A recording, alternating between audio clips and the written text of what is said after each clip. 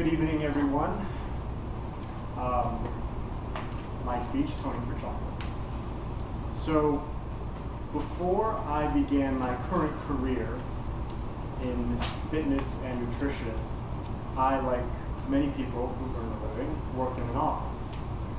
And in this office job that I had, I sat at a table that had other employees and coworkers around me. So it was an open space, it wasn't a cubicle. And right across from me was a young woman whose name was Kim, and she would bring a chocolate bar to work every day, practically every day.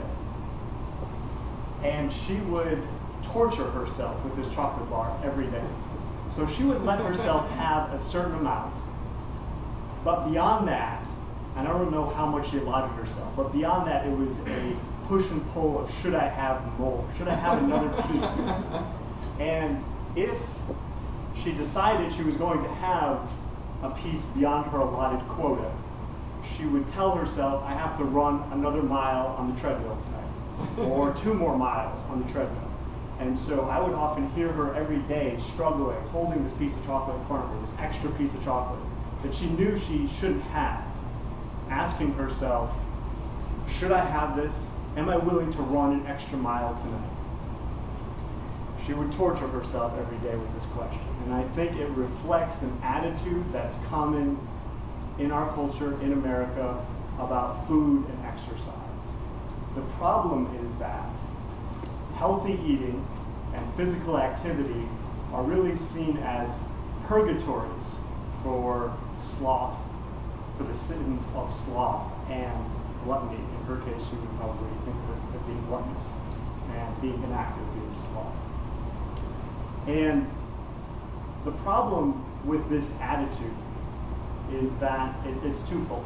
First, it creates a negative feeling and emotion around anything that's dealing with physical activity or nutrition. So instead of being pleasurable activities to move your body or to enjoy the positive effects of healthy eating, instead they're seen as negative experiences, punishments for, like I said, inactivity or poor eating. 2 examples, and maybe you are familiar with this or heard of this.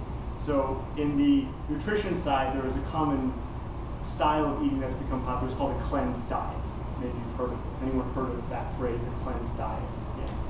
Again, it kind of goes to this attitude of sinning, I think. I don't know if it's intentional or not, and I don't mean this necessarily in a religious sense, but more in a colloquial sense. That there's something very wrong with how we eat, and we have to atone for it. See, there's that word, atone. That's how it feels. And we atone by cleansing our bodies with healthier eating. And the other part of it is in physical activity, and it's a more coarse expression, but people often feel like if they've been inactive or eating poorly and they need to go work out, go to a group exercise class, go to a personal trainer, and get their ass kicked, quote unquote. Right? That's a common expression. I got my ass kicked. I got punished for how inactive I've been or how poorly I've eaten. And like I said, the problem is it creates a negative attitude towards these experiences. When you expect punishment, you don't expect a positive experience, right? You expect something bad. And that really hinders how committed you'll be to it. And it'll also, the other part, I didn't tell you the second consequence to this attitude. The second consequence is that it creates extreme reactions. So people then go on extreme diets, extreme forms of exercise, where they ramp up the intensity well before they're prepared, and then they hate the experience. They hate the experience of exercise because they're pushing themselves so hard because they feel they have to atone for their sins of sloth and gluttony. So, what I'm going to suggest is to try to tone down these feelings of guilt over behavior, whether that behavior is inactivity or poor eating. And I want to start by trying to tone down this feeling of guilt in one particular way. One is to not feel so responsible for the situation, if you're in it, of being overweight or being unhealthy. I obviously believe in personal responsibility. I would not be in the career of fitness and nutrition if I didn't believe in personal responsibility. However, we live in a unique time, a time where physical activity is nearly robbed completely of how we live day to day. We sit 8, 10, 12 hours a day for work. Most of us do anyhow. When we travel, we're often sitting on a bus, on a train, in a car. And when we're at home, we have remote controls. We don't even have to get up and change the channel anymore. So physical activity is completely stripped, or intense physical activity at least, is completely stripped from our daily lives. This is the situation we're born into. This is the situation we exist in. It's what we're born into. As far as nutrition is concerned, I probably don't even have to tell you all the bullet points on that, of how our modern life is with respect to nutrition. But most of what we eat would be a stretch to call food. Cheetos are not food. Twizzlers are not food, right? But it's what's most abundant. It's what's most common. Having poor food as the most available food, having no activity as our lifestyle, is creating the problems that we have with respect to being overweight, with respect to poor nutrition.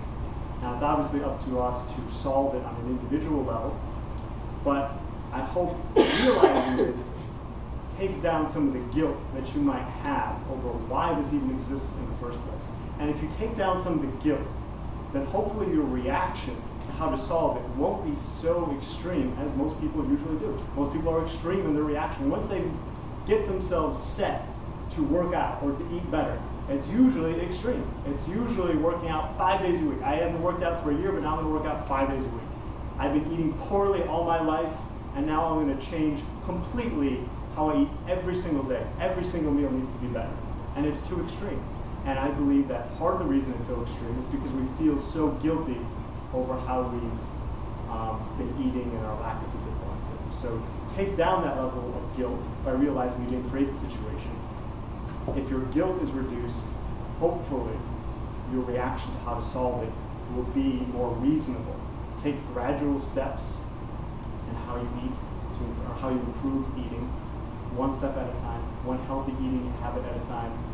Slowly increase your level of physical activity, and hopefully if you do that, you will not be in a position like my coworker Kim, where she is anguishing herself over whether to eat that extra piece of chocolate and running on a treadmill for another 5 miles.